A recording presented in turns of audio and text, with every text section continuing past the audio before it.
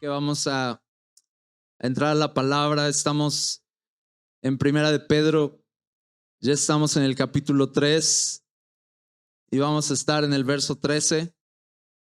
Muy bien, vamos a leer, iglesia. Dice: ¿y quién les podrá hacer daño a ustedes si demuestran tener celo por lo bueno? Pero aún así, si sufren por causa de la justicia, dice aquí, dichosos son.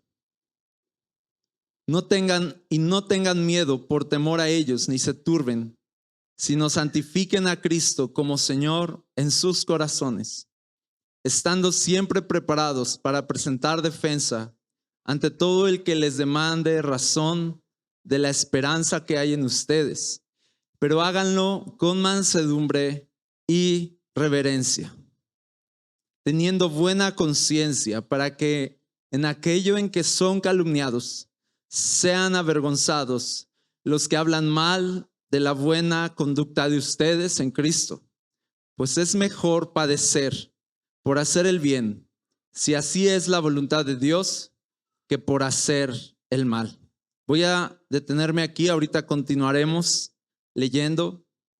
Esta cita habla acerca del sufrimiento y habla acerca de los sufrimientos de ser seguidores de Jesús y de ser personas que testifican del nombre de Jesús.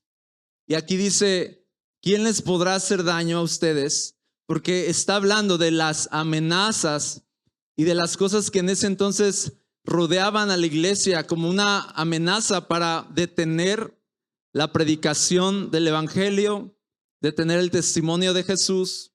Y entonces había cierta tentación a decir, bueno, ya que cuando predicamos nos va mal, o ya que nuestra predicación de Jesús molesta tanto a las personas, ya que nos estamos ganando tantos enemigos al proclamar la verdad, entonces mejor callémonos.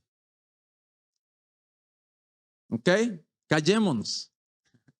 Entonces mejor vamos a silenciar nuestra voz. Entonces, para no meternos en problemas, dejemos de testificar. ¿Ok? Y a lo mejor tú digas, no, eso es una mala idea. Somos testigos de Jesús y nuestro deber es predicar el evangelio de Jesús. Sin embargo, aunque parece algo que nadie se plantearía en su mente, nadie diría, yo creo que ya no voy a mostrar a Jesús, yo creo que ya no voy a hablar de Jesús, aunque sea algo que no te plantearías en tus pensamientos, elocuentemente en tus pensamientos con esas palabras.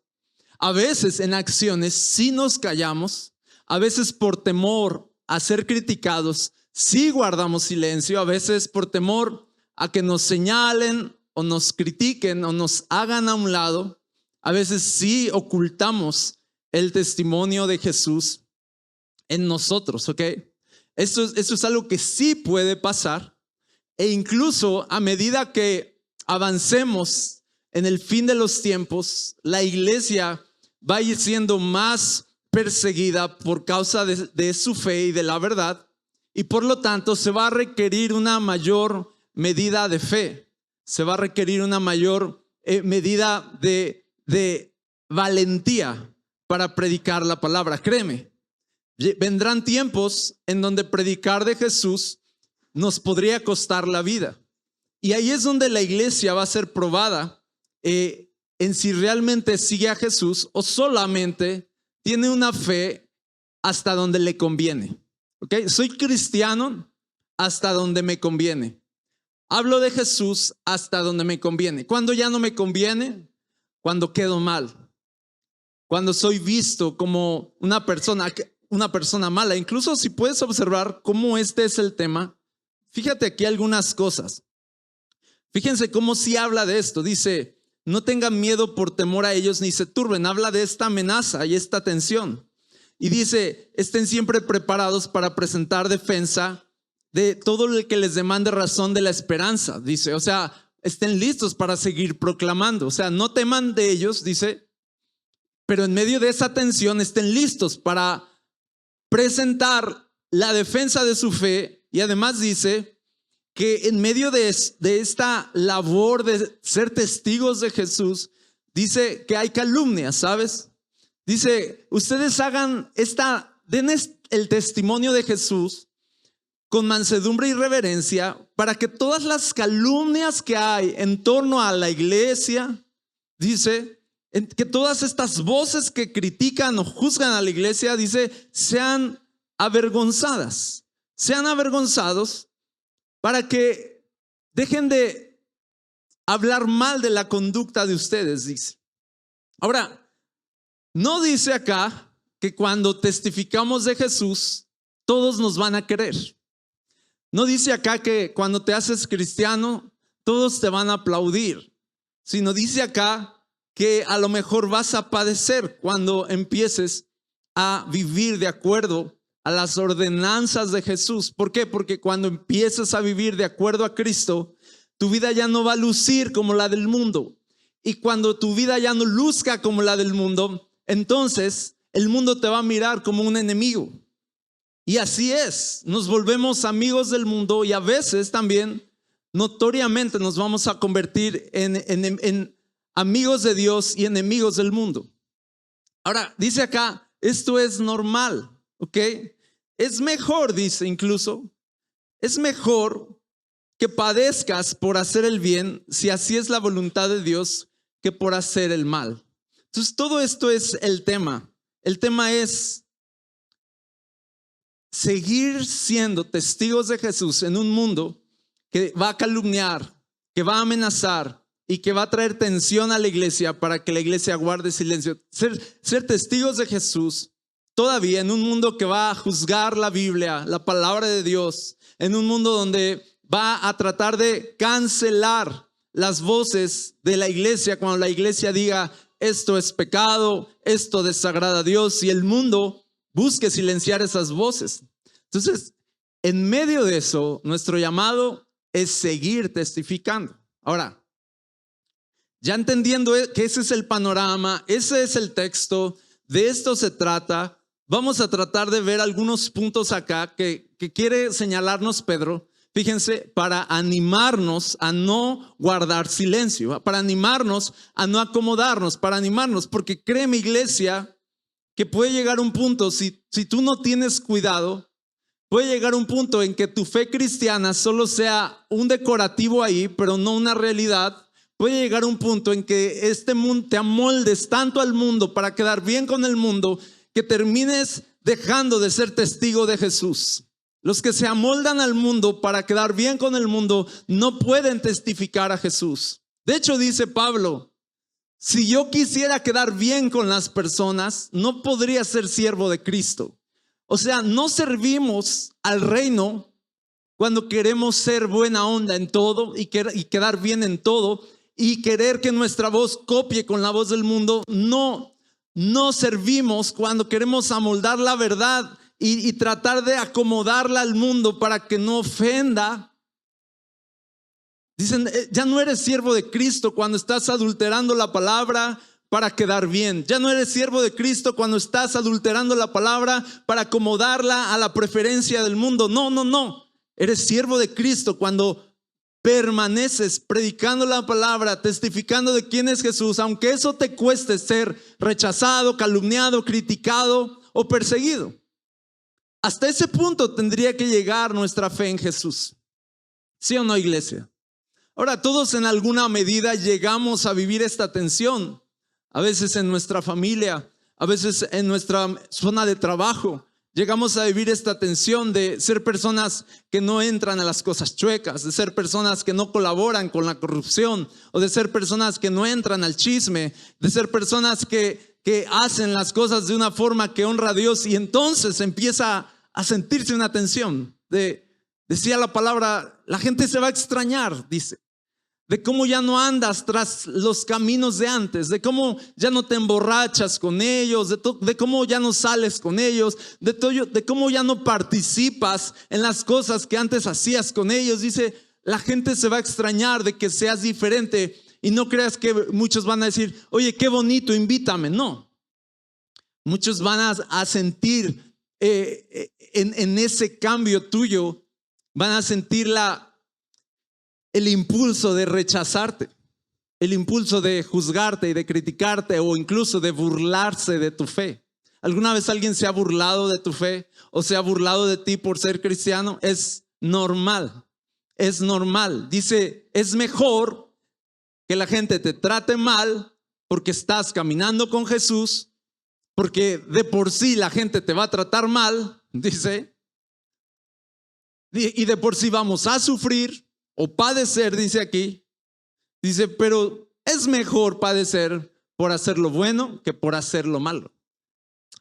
Así que este es el panorama. Lo quiero aclarar tanto porque los textos que continúan son un poquito controversiales y entonces tenemos que, antes de desviarnos a más allá, no debemos olvidar que este es el tema. Ahora bien, chequen acá algunos puntos antes de ir a la controversia. Algunos puntos. Chequen esta pregunta. Dice, ¿quién les podrá hacer daño a ustedes si demuestran tener celo por lo bueno? Ahora, hay una realidad, iglesia. Hay una realidad, la realidad de la siembra y la cosecha. Hay una realidad que nos protege. ¿Cuál es esta realidad? De si yo siembro cosas buenas, ¿qué voy a cosechar? Cosas buenas. Si yo hago el bien a las personas, ¿qué voy a cosechar? Pues que tal vez, o bueno, no tal vez, también personas puedan hacer cosas buenas por nosotros. Si yo tengo un celo por las cosas buenas, dice, ¿quién les podrá hacer daño? ¿Ok? Entonces es como no es una seguridad que tenemos en seguir a Jesús, en que cuando lo obedecemos y hacemos las cosas que a Él le agradan, ¿no debería irnos mejor? Pregunta aquí. ¿No debería eso ser una especie de protección ante cualquier daño que otros quisieran hacernos? ¿Sabes? Es una pregunta. ¿Tú crees? Ahí te va. ¿Tú crees que si tú eres bueno te va a ir bien? Pues ya, que le dudan. Está bien. Está bien, han leído su Biblia entonces. Han leído su Biblia, ¿no? Así de, es que hay muchos buenos en la Biblia que les fue mal. Súper bien. Qué bueno que estés leyendo tu Biblia. Pero fíjense. Ahorita vamos, hay una tensión aquí. La tensión entre, obviamente, lo que siembro lo voy a cosechar. Hay una tensión en yo hago cosas buenas, me va a ir bien. Hay una tensión en sí, estas cosas que hago en obediencia a Dios van a resultar en más bendiciones. Sí. Tampoco esto es así como que pobres de nosotros, abnegados, devotos al Señor, obedientes y todo, dejando cosas atrás y de todas formas la vida nos pasa encima. Y es así de sí, pero en un sentido, sí estamos experimentando más bendición, más protección, más favor de Dios por seguirlo que por no seguirlo. Amén. ¿Alguien lo cree conmigo? Por favor. Hay una gracia general, lo hemos hablado. El sol sale sobre buenos y malos, sobre justos e injustos. Ahí está la gracia general, pero hay una gracia especial. La gracia especial la tienes tú por seguir a Jesús. Hay una gracia especial, hay una protección especial, hay un favor especial cuando tú sigues a Jesús y honras su nombre. Sí es verdad. Sí es verdad. Créelo, por favor. Créelo. Ahora bien, pero, dice, pero, aún así, dice, si sufren por causa de la justicia, ojo, no dice si sufre por terco, si sufres por pecador, no, ese sufrimiento ya es gratis, ya tú solito te la buscaste, ¿no? Mi terquedad me trajo este quebranto, ahí está, pues tú solito, tú estás cosechando lo que sembraste. Pero, dice, aún así, si tú permaneces fiel al Señor y aún así sufres, dice, de todas formas eres dichoso. Fíjense la gracia de Dios, como diciendo, sabes, lo que siembres lo vas a cosechar, así que pórtate bien. Haz lo que es justo, haz buenas obras. Amén. Bien, dice, pero aún así, si la vida resulta en que trae quebranto a tu vida a pesar, dice, por causa de la justicia, ojo, por causa de ser bueno y de buenas obras, dice, aún así eres dichoso. ¿Por qué eres dichoso? Obviamente, somos dichosos porque también en nuestros sufrimientos el Señor se está formando, el carácter de Cristo se está formando en nosotros. Esto lo aprendimos el viernes y yo espero que si no tuviste oportunidad de venir el viernes, escuches el mensaje, porque aprendimos cómo nuestros sufrimientos también tienen un propósito, el propósito de formar a Cristo en nosotros, el cual también sufrió por nosotros, ¿ok? Y a medida que yo sufro con Cristo, la imagen de Cristo también se va formando en mí. Ahora bien, el asunto aquí es que sea como sea, somos dichosos por seguir a Jesús, somos dichosos en el sufrimiento y somos dichosos en la gracia, somos dichosos en la prosperidad, somos dichosos cuando hay escasez, somos dichosos en la enfermedad y somos dichosos en la salud, amén. Somos dichosos de todas formas porque al final lo que yo necesito no es que todo esté bien, sino que Él esté conmigo cuando todo esté mal. Eso es lo que yo necesito en verdad. Lo que mi alma necesita es aprender a descansar en medio de las desdichas y después de todo, ser dichoso en Él. Amén. Dice, está bien que sufran. Ahora, aquí hay propósitos. Dice, ¿sabes? Cuando sufres y eres quebrantado, la gente va también a mirarte. La gente, me acuerdo antes en los 90s era más como el evangelio de prosperar. Como si a Jesús vas a prosperar y vas a estar sano. Y luego te decían como de, y cuando todos se enfermen, tú no te enfermarás. Y la gente va a decir, wow, platícame de tu fe. Y tú le vas a decir, es fácil, ve a la iglesia, cómprate una Biblia, ¿no? O todos ahí batallando y tú con carro nuevo. Y la gente va a decir, wow, llévame a tu iglesia. Y eso, ¿cuántos escucharon prédicas así? ¿Sí o no? Es verdad, no estoy bromeando. El evangelio de te va a ir bien y cuando te vaya bien, eso le va a decir a la gente, wow, yo soy mejor. Mi Dios es mejor que el tuyo. ¿Tú a quién adoras? Yo adoro a Dios. Yo soy hijo del rey. ¿Por qué crees que me he visto así? ¿No? Y como que la prosperidad, la protección, la salud hablaban de nuestra fe y la gente iba a sentir curiosidad para decir, yo también quiero tener eso y yo también quiero tener protección y tú ibas a tener la oportunidad de decir, fácil, ven a Jesús, arrepiéntete de tus pecados. Ahora, eso es falso, no funciona. Al final, donde sí vas a tener oportunidad de testificar de Jesús, no es en el día de la prosperidad tanto como en el día de sufrimiento. Eso es lo que dice aquí. Dice, cuando sufran, aquí dice, estén preparados para presentar la defensa de su fe. O sea, es en el contexto de tus sufrimientos que la gente, cuando vea qué, cuando vea tu gozo en el sufrimiento, va a decir, ¿qué onda? Eso sí llama la atención. Qué fácil es estar feliz cuando hay lana. Pero cuando la gente te vea sin lana y te vea en paz, te va a decir, ¿qué? ¿Qué te traes? ¿Qué? Ahí sí va a decir, oye, invítame a eso que te estás metiendo, yo también lo quiero, ¿ok?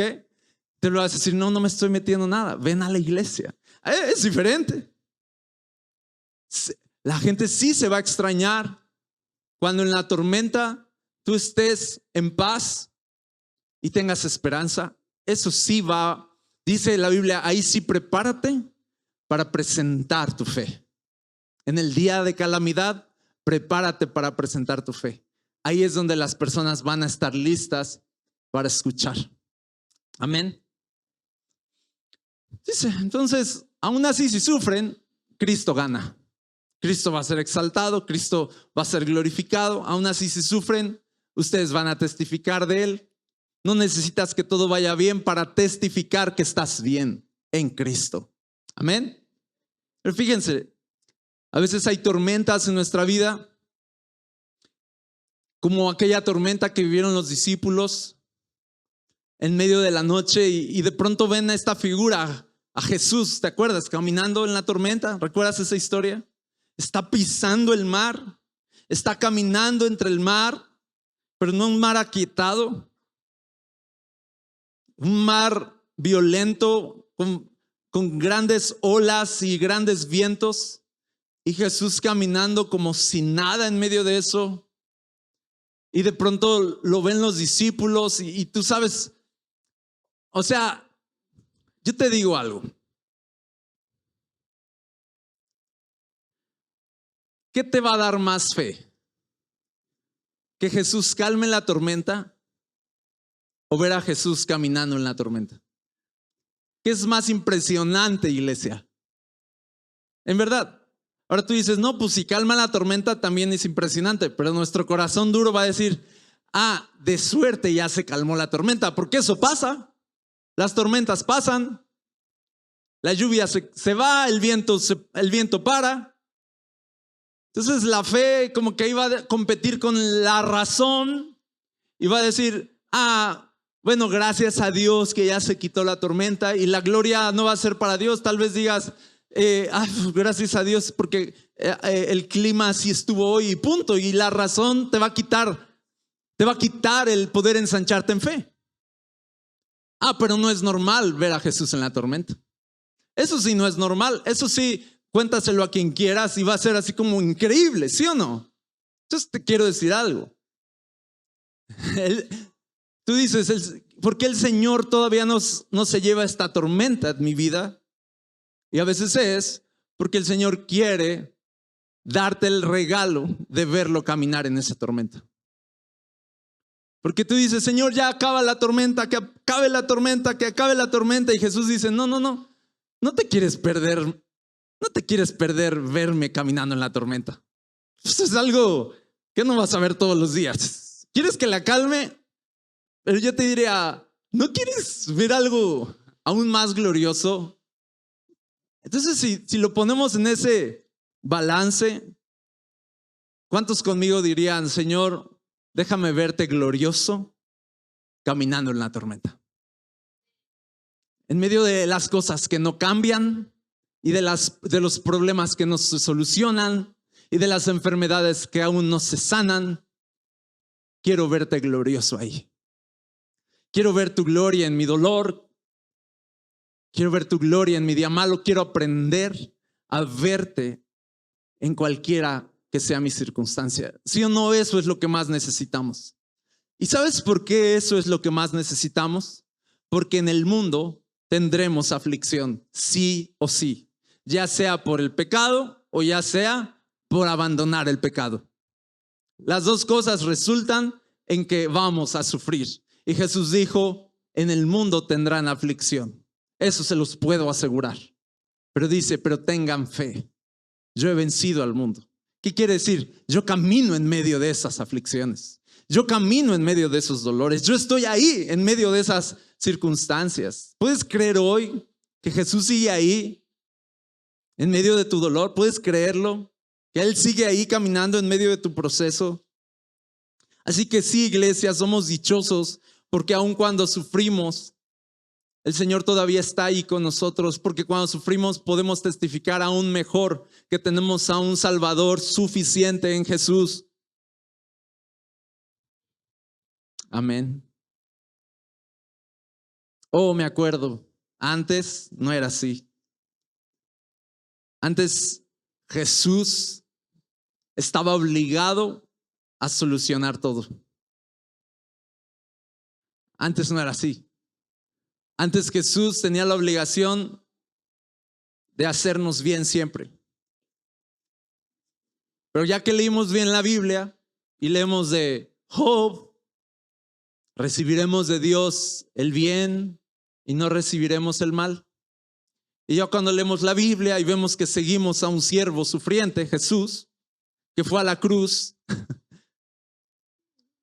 y que Jesús dijo, si ustedes me siguen también sufrirán. Como que empezamos a ensancharnos en fe como iglesia.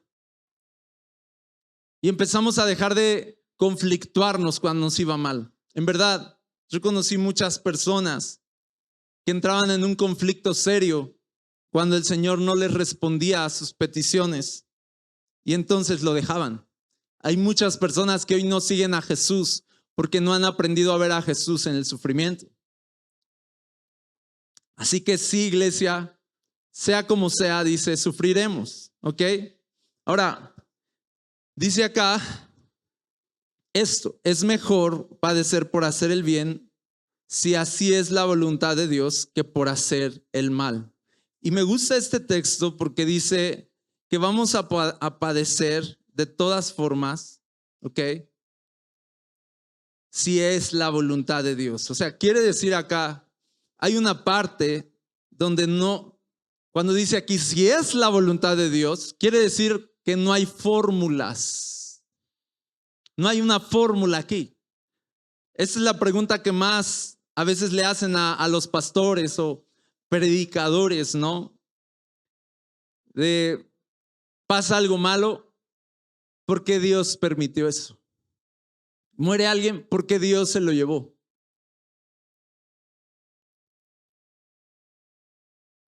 ¿Por qué si yo empecé a cambiar y esto y a ir a la iglesia, por qué me pasó esto? Y eso es lo que pasa. A veces vivimos en fórmulas y decimos, bueno, yo hice esto, debería pasarme esto, ¿no? Y cuando veo que no me pasa esto, entro en conflicto. Y para resolver ese asunto, ¿qué dice la Biblia? Dice aquí, tal vez vas a padecer si así es la voluntad de Dios. Y parece que no resuelve nada, pero sí, está diciendo, esta es la respuesta. Es la voluntad de Dios. Te tocó vivir esto, es la voluntad de Dios. No hay una fórmula. Tú quisieras tener una fórmula para evitar sufrir, no la hay. ¿Por qué? Porque si es la voluntad de Dios, ¿qué? Sufriremos. Ahora yo te digo, si de todas formas vamos a sufrir, es bueno que sepamos que aún en los sufrimientos la voluntad de Dios se está ejerciendo. Ahora, esa voluntad dice la Biblia que es buena, es perfecta, es agradable. ¿Qué quiere decir? Que aunque en la voluntad de Dios nos acontezca lo malo, esa voluntad de Dios va a terminar en algo bueno. ¿Lo crees? Dice la Biblia, los que aman a Dios, todas las cosas ayudan para bien. Sí, las lágrimas también ayudan. El día malo también ayuda. Todas, dice, todas las cosas ayudan para bien. Así que la voluntad de Dios es buena también en el día malo. ¿Lo crees? Muy bien. Ahora sí, vamos a cerrar. Ya creemos, ya estamos listos para sufrir con el Señor, para no callar nuestra voz a pesar de la tensión, las amenazas, porque somos dichosos después de todo, porque lo tenemos a Él. Ahora bien, nos va a dar un ejemplo aquí la Biblia a partir del versículo 18. Y el ejemplo es nada más y nada menos que el de Cristo. Va a decir, bueno, ok, esta es la enseñanza, ok. Ahora les voy a dar un ejemplo de alguien que vivió esta enseñanza, Jesucristo. ¿Están listos? Muy bien, vamos a ver. Por eso dice, porque también Cristo murió por los pecados una sola vez, el justo por los injustos, para llevarnos a Dios, muerto en la carne, pero vivificado en el Espíritu. Ahora, ojo iglesia, no está deteniéndose la enseñanza inicial.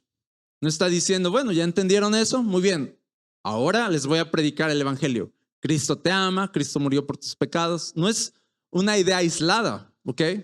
Sino que está diciendo, está mostrándonos lo que Cristo hizo al morir por los pecados, pero está mostrándonos la acción de Cristo, no la salvación que eso produjo, sino está mostrándonos más bien la determinación que Jesús tuvo para, siendo Él perfecto y bueno en todo, de todas formas, cargar en Él tanto dolor e injusticia en esa cruz. porque él no merecía ninguna de esos latigazos. Él no merecía cargar una cruz, porque él era perfecto en todo. Ok. El justo por los injustos, está claro aquí. Y dice, él tuvo esta determinación de sufrir injustamente. Por eso dice, ustedes van a sufrir injustamente, aunque sean buenos, a lo mejor sufran de todas maneras. Dice, porque también, está dándonos una línea de ejemplo, porque también Cristo sufrió injustamente.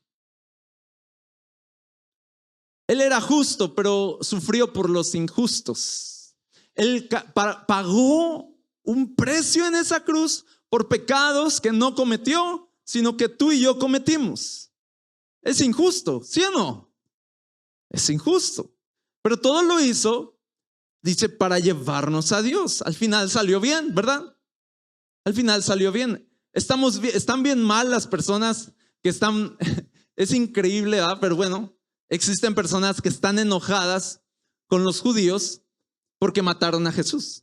Y así, nadie mató a Jesús. Tú mataste a Jesús. En dado caso, yo lo maté. Todos lo matamos. Al final fue por causa de nosotros que fue a la cruz. No fue una tragedia que le pasó ahí. Dice, nadie está tomando mi vida. Yo la estoy entregando. Yo la estoy entregando. Cierro paréntesis. Pero al final, todo esto dice que fue muerto en la carne, pero vivificado en el espíritu. Está diciendo, Cristo en verdad sufrió en su carne, pero el resultado, ¿cuál fue? Vida. ¿Qué se produjo del sufrimiento injusto de Jesús? Justicia de Dios, dice. ¿Qué se produjo de la muerte de Jesús? Vida para nosotros. ¿Qué se produjo, dice, de la muerte en su carne? Una vivificación en el espíritu, resurrección. Cosas buenas pasaron después de este acontecimiento. Es lo que nos está diciendo así. Por eso también ustedes deberían pensar, la próxima vez que atraviesen sufrimientos injustos, deberían pensar en el siervo sufriente, Jesucristo, y seguir su ejemplo. Porque fíjense, si me adelanto también acá para que... No es cierto. Vamos a seguir leyendo.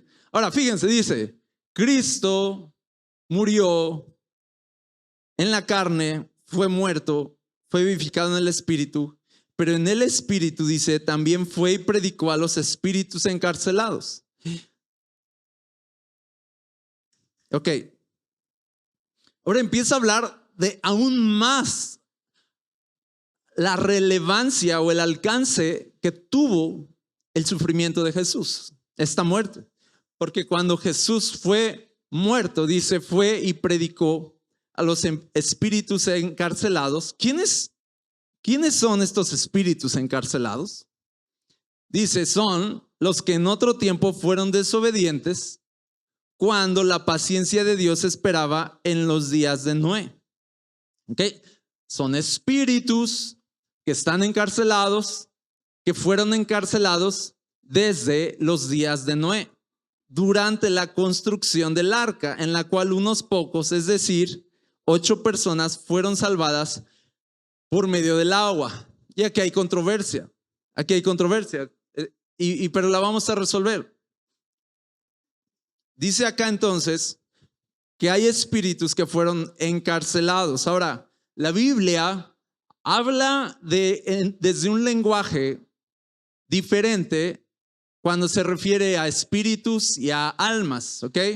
Cuando dice las almas de los santos se están clamando en el altar del Señor, habla de las personas que murieron y se refiere a ellos más como almas, ¿ok? Pero cuando se refiere a los ángeles, se refiere más a ellos como espíritus, ¿ok? Entonces, no está diciendo acá, ojo, no está diciendo Cristo murió y fue y predicó a las almas humanas que ya murieron y que no supieron del evangelio y fue a las cárceles, ¿verdad? Donde estaban atrapados, les tocó, les dijo, disculpen, les moleste, vengo a entregarles este folletito, ¿verdad? O sea, no fue a predicar a las almas humanas para conseguir una salvación fuera de tiempo, ¿ok? No es lo que está diciendo esto. ¿qué sí está diciendo? Está diciendo que predicó a espíritus, o sea, ángeles, ¿ok? Y si están encarcelados, ¿son ángeles buenos o malos? Son ángeles malos. Ya vamos entendiendo eso, ¿no? Fue y predicó a ángeles malos. ¿Para qué? ¿Para que se convirtieran? No, no para que se convirtieran. No hay una oportunidad para ellos. El juicio de estos ángeles malos ya está establecido. Eso la Biblia lo dice y la Biblia no se va a contradecir. Entonces no fue a predicarles para que se conviertan, sino fue de alguna forma a proclamarles su victoria. Así lo podríamos definir, punto. Fue a proclamarles su victoria. Estos espíritus, por cierto, fueron encarcelados y dice la Biblia que fueron puestos en el abismo. Hay espíritus en el abismo, lo dice Apocalipsis.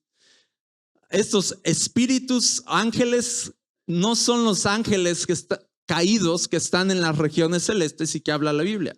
Estos espíritus encarcelados del tiempo de Noé son específicamente los que dice Génesis que tomaron a las hijas de los hombres y cometieron pecado con ellas, ¿ok? Y dejando su posición de ángeles, al final quisieron emparentarse con las mujeres de una manera pecaminosa que ofendió al Señor, y el Señor, dice la Biblia, que los encarceló. ¿Ok? Hasta el día del juicio final, esas cárceles se van a abrir. ¿Ok? Pero su juicio ya está determinado. Esto ocurrió en los días de Noé. De hecho, está relacionada la maldad tan fuerte que había en los días de Noé y por la cual vino el diluvio, está directamente relacionada a la influencia de estos espíritus o ángeles inmundos que cometieron estas pecaminosidades y que dieron a luz a los gigantes en ese tiempo. Entonces, es en ese contexto donde la Biblia dice que la maldad fue tan grande en el mundo a raíz de todo esto que pasó, que vino el diluvio. Vino el diluvio para purificar, ¿ok? Entonces vamos a seguir leyendo. ¿Ya entendimos eso? ¿Ok? Ya si tienen dudas luego me preguntan, ¿no? Voy a avanzar. Dice acá entonces que entonces se construye el arca en los días de Noé y se salvan 8 personas que fueron la familia de Noé, y dice que son salvadas por medio del agua. ¿Por qué por medio del agua? Está diciendo que el agua purificó el mundo. El agua está puesta en la Biblia como un símbolo de purificación. Si tú estás todo cochino, ¿verdad? Porque tuviste un día de trabajo acá bajo el sol, ¿no? ¿Cómo le vas a hacer para quitarte lo sucio? Con agua, ¿verdad? Punto. El agua purifica. El agua en la Biblia también se relaciona entonces con la purificación, quitar la inmundicia, quitar la pecaminosidad del espíritu, ¿ok? Quitar todo eso. Entonces está diciendo, cuando el mundo estaba contaminado, Dios con agua lo purificó. Vamos juntos. Lo limpió. Y entonces resultó en Noé una raza desde la cual volvería a poblarse la tierra. ¿Ok? Entonces ya hay una purificación por medio del agua. Y entonces dice Pedro, ya hablando de esto del agua, dice, aterricemos un punto. Dice, y correspondiendo a esto, ya que estamos acá, dice, el bautismo ahora los salva a ustedes. ¿El bautismo qué? En agua, ¿verdad? Dice, el bautismo ahora los salva a ustedes, pero dice, no quitando la suciedad de la carne. ¿Qué está diciendo? Como que ustedes se bautizan en agua también, pero no crean que les va a hacer el favor su acto de bautismo. No crean que les va a hacer el favor para quitarles la suciedad de la carne. Como que no creas que tú eres bien malo, te bautizas, sales y es así de, ¿qué me pasó? ¿Por qué tengo pensamientos tan puros? ¿Qué me pasó? ¿Por qué de pronto quiero dar todo mi dinero a los pobres? O sea, no. No, dice, el agua de su bautismo no hace un acto milagroso como de este tipo. Dice, pero sí es, dice, no es eso, sino como una petición a Dios de una buena conciencia mediante la resurrección de Jesucristo. Está diciendo, cuando tú te bautizas, estás demostrando que crees en el Señor Jesucristo, que crees en la obra de Jesucristo, que te ha transformado desde adentro. El bautismo solo es un símbolo, pero al final la salvación por medio de Cristo sí es real. Entonces, más allá del agua, está diciendo, esto es real a nivel de conciencia, a nivel de pensamientos, emociones. Todo nuestro ser, espíritu, alma y cuerpo están siendo purificados por el Señor. Eso es lo que está diciendo acá. Y leemos el último verso. Dice, mediante la resurrección de Jesucristo. Es un texto difícil. Denme chance, ¿ok? Nos topamos con él, hay que explicarlo. Quien está a la diestra de Dios, habiendo subido al cielo, después de ¿qué? De que le habían sido sometidos ¿qué? A ángeles, autoridades y potestades. Ahí está claro cómo se cierra la idea y dice, sí, él descendió a las profundidades, no para salvar a los ángeles, sino para someter a esos ángeles a su autoridad. Algo así como diciéndole a los ángeles encarcelados, así como que viene con las llaves de la muerte y la tumba y se pasea en las cárceles y así de, hey, les vengo a informar que hay alguien nuevo ya manda aquí y soy yo. ¿Ok? ¿Sí me explico? Así como que, y jugando así con las llaves, yo me lo imagino. No, o sea, les traigo novedades. He vencido a la muerte. Nos vemos en el día del juicio. Y al final, él baja y desciende a esas profundidades para que, dice la Biblia, todo esté sujeto a sus pies. No solo lo que está en la tierra, sino lo que también está hasta abajo. Y también lo que está hasta arriba. Dice que él descendió hasta lo profundo para ser exaltado hasta más arriba. Y así, él rodea con su autoridad toda la existencia. Entonces es lo que está diciendo ahí. Él ya está ahorita a la diestra de Dios, después de que ya se le sometieron esos ángeles y esas autoridades y esas potestades. Y por eso Jesús resucita y dice, iglesia, toda autoridad me ha sido dada en el cielo y en la tierra. ¿Ok? Por tanto, ¿qué? Vayan y hagan discípulos. Por tanto, vayan con esta autoridad que yo tengo y hagan discípulos en todas las naciones. Y esto conecta con nuestra idea inicial. Al final, la idea inicial, ¿cuál era? No te calles, no dejes de testificar en el día bueno o en el día malo. Si Cristo en el día malo cargó una cruz, cárgala con él. Si Cristo en el día malo descendió a las profundidades e hizo algo tan bueno como someter autoridades y potestades, entonces no tengas miedo de estar en el día de profundidades también, ¿sabes? Aunque ande en valle de sombra, de muerte, dice, no temas porque él sigue ahí contigo obrando. Eso es lo que está diciendo, como que el alcance del evangelio es hasta lo más alto, pero hasta lo más bajo. Entonces, que el alcance de tu fe también esté hasta lo más alto y hasta lo más bajo. Que no solo tengas fe en el día bueno, sino en el día malo. Que no solo tengas fe en el día de exaltación, sino de humillación. Que sepas que estás siguiendo a Jesús cuando eres exaltado, o estás siguiendo a Jesús cuando eres humillado y una cruz está sobre tus hombros. Sea como sea, Jesús es rey. Sea como sea, tú eres dichoso. Sea como sea, Él es vencedor y tú eres vencedor con Él. Así que por eso Pedro está diciendo, no teman a nada de lo que les esté pasando. No tengan miedo, no se turben, mejor santifiquen a Cristo como Señor en sus corazones. Denle la gloria a Él y no teman, iglesia, no teman. Amén. Vamos a orar, ponte de pie conmigo y vamos a decir, Señor, ayúdanos a tener esta fe en medio de cualquier circunstancia. Yo quiero santificar a Cristo en mi corazón. Cierra tus ojos conmigo un momento. Y yo no sé si tú pudieras orar así, decir, Señor, no necesito que todo esté bien para saber que tú estás conmigo. Señor, no necesito que todo se dé como yo espero Porque sé que en medio de eso tu voluntad se está ejerciendo. Y si es tu voluntad que padezcamos para que tu nombre sea glorificado, Señor. Y si es tu voluntad que suframos injusticia para que tu nombre sea exaltado, que así sea.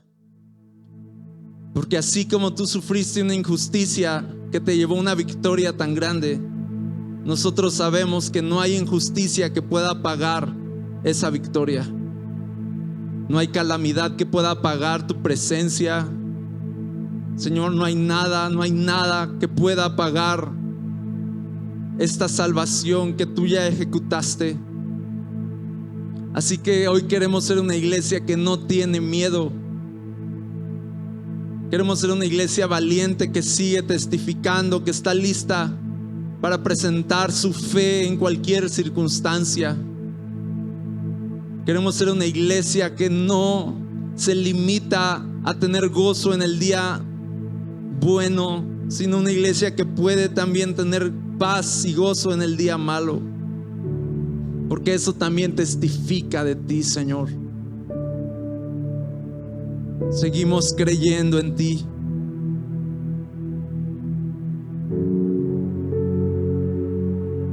Seguimos confiando en ti. Tal vez hoy tú necesitas decirle al Señor estas palabras: Señor, yo sigo confiando en ti. Tal vez tú necesitas decir: Señor, no entiendo lo que está pasando, o no entiendo el proceso que estoy viviendo, pero sí creo que tú estás aquí.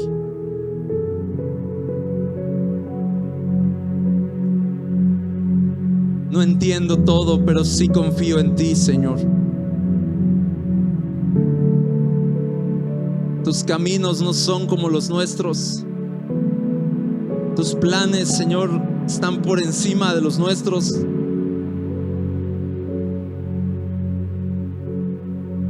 Así que damos por sentado que a veces la agenda cambiará y las cosas no serán como las esperamos, y de todas formas somos dichosos. Somos dichosos en ti, Señor.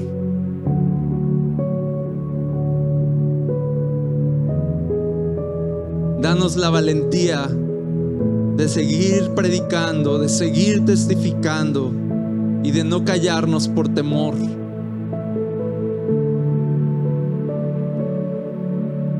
Danos la valentía de seguir siendo testigos tuyos entre calumnias, amenazas,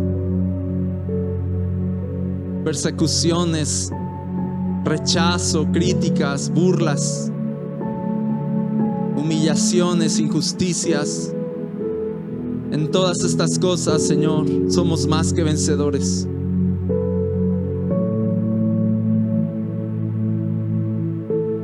También Cristo sufrió. También Cristo fue muerto. También Cristo descendió a las profundidades. Pero desde ahí fue exaltado hasta lo más alto.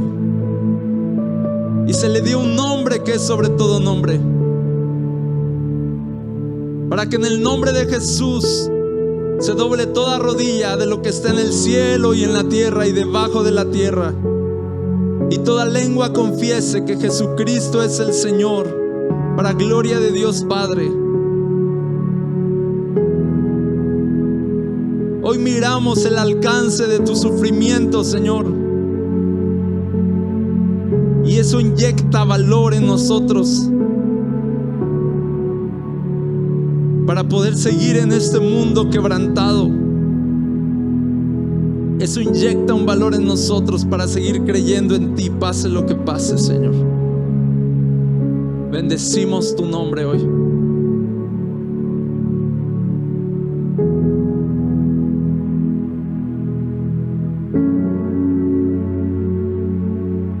Tal vez tú necesitas decir: Señor, perdóname porque mi fe se apagó cuando vi que la tormenta no paraba.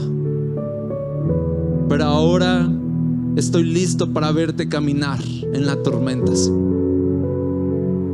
y ver tu gloria y ver tu poder. Ven, Señor, y exáltate en el día de sufrimiento también.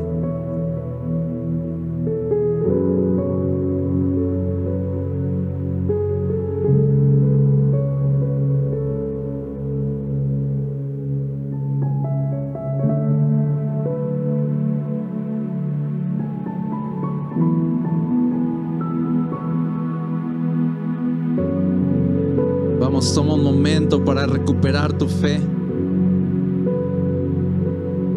Toma un momento para decir: Señor, creo en ti, creo en ti, creo en ti, confío en ti, espero en ti.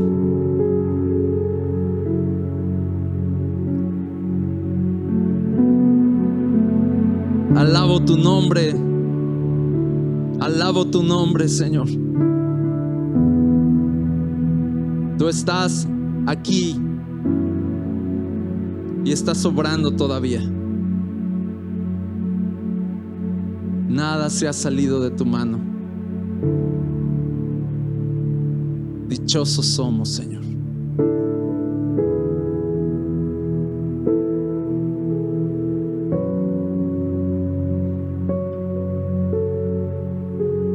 En el nombre de Jesús oramos. Amén.